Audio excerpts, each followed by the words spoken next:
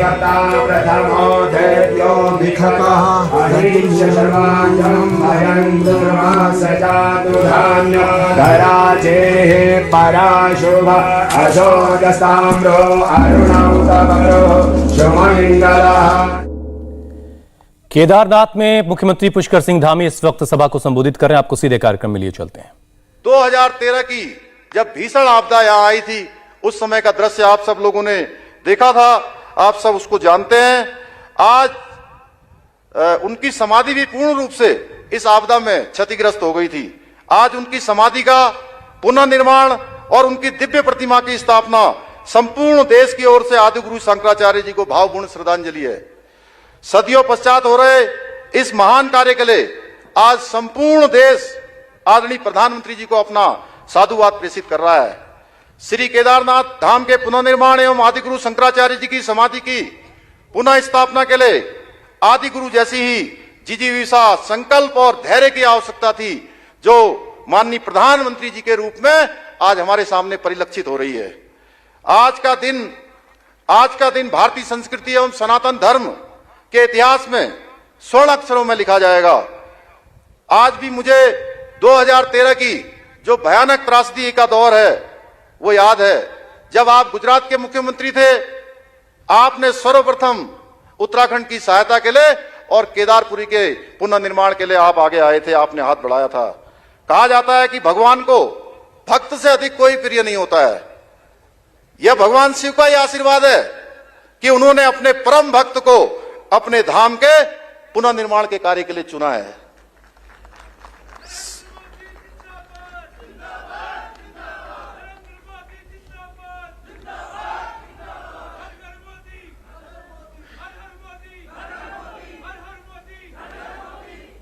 श्री केदारपुरी का पुनर्निर्माण आदरणीय प्रधानमंत्री जी का ड्रीम प्रोजेक्ट रहा है, जो कि आपके विजन, नेतृत्व एवं संकल्प का सर्वश्रेष्ठ उदाहरण है। यह बाबा केदार और देवभूमि के प्रति आपका विशेष अनुराग ही है, जिसके कारण से पिछले 5 वर्षों में सैकड़ों करोड़ रुपए के पुनर्निर्माण के कार्य केदारनाथ में हुए हैं। आपके निर्देशन में केदारपुरी में जहां प्रथम चरण में 225 करोड़ रुपए के कार्य पूर्ण हो चुके हैं, जिसका आज आपके द्वारा लोकार्पण होना है, वहीं 184 करोड़ रुपए के कार्य द्वितीय चरण में गतिमान है। जब यह द्वितीय चरण का काम पूर्ण हो जाएगा, अप्रैल माह से तृतीय चरण का काम भी प्रारंभ होगा। इसके साथ ही बद्रीनाथ धाम के मास्टर प्लान के लिए 245 करोड़ रुपए की धनराशि स्वीकृत आपके निर्देशन में हो चुकी है। वहीं गंगोत्री या यमुनोत्री के लिए भी करोड़ों रुपए के कार्य स्वीकृत हो चुके हैं। यह इस बात का प्रमाण है कि हमारे प्रधानमंत्री जी जो कहते हैं, जो सोचते हैं, वही अंतर्गोत्वा करते हैं। यह सभी पुनर्निर्माण कार्य सिर्फ ईंट, बालू, पत्थर एवं इस्पात की संरचनाएं नहीं है, बल्कि एक स्वप्नद्रष्टा व दूरदर्शी नेता के विजन को साकार प्रतिरूप है। चाहे वाराणसी में विश्वनाथ मंदिर परिसर का विकास हो या केदारपुरी के पुनर्निर्माण का कार्य हो, यह आदरणीय प्रधानमंत्री जी के संकल्प और मार्गदर्शन का परिणाम है। आदरणीय प्रधानमंत्री जी के नेतृत्व में आज भारत एक भारतीय संस्कृति का मान, सम्मान एवं स्वाभिमान संपूर्ण विश्व के अंदर बढ़ रहा है तथा भारत विश्व गुरु के पद पर पुनः आरूढ़ होने के लिए तैयार हो रहा है। 21 जून को पूरे विश्व के अंदर मनाया जाने वाला, आयोजित किया जाने वाला अंतर्राष्ट्रीय योग दिवस इसका एक सर्वश्रेष्ठ उदाहरण है। एक भारत श्रेष्ठ भारत की परिकल्पना को साकार करते हुए आपने देश को नई दिशा प्रदान की है।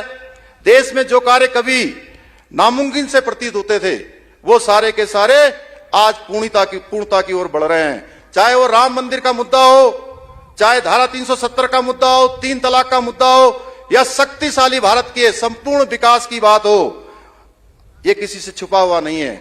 उत्तराखंड के प्रति आदरणीय प्रधानमंत्री जी का प्रेम किसी से छुपा हुआ नहीं है। आप उत्तराखंड की छोटी समस्या से भली भांति अवगत हैं। अभी कुछ दिनों पूर्व हमारे प्रदेश के अंदर भारी वृष्टि होने के कारण से कई जनपदों में व्यापक जनहानि, धनहानि हुई है। तब भी आपने नियमित रूप से दूरभाष पर मुझसे आपदा के संबंध में और बचाव कार्यों की लगातार आप समीक्षा करते रहे हैं। आपने तुरंत 3 एयरफोर्स के यहां पर हेलीकॉप्टर भेजे और 3 हेलीकॉप्टरों के कारण से हमारे यहां पर 500 से भी ज्यादा लोगों की जान बचाई जा चुकी है। उसमें तमाम लोग जो है सेना के भी जो है आपके निर्देशन में यहां पर काम कर रहे थे।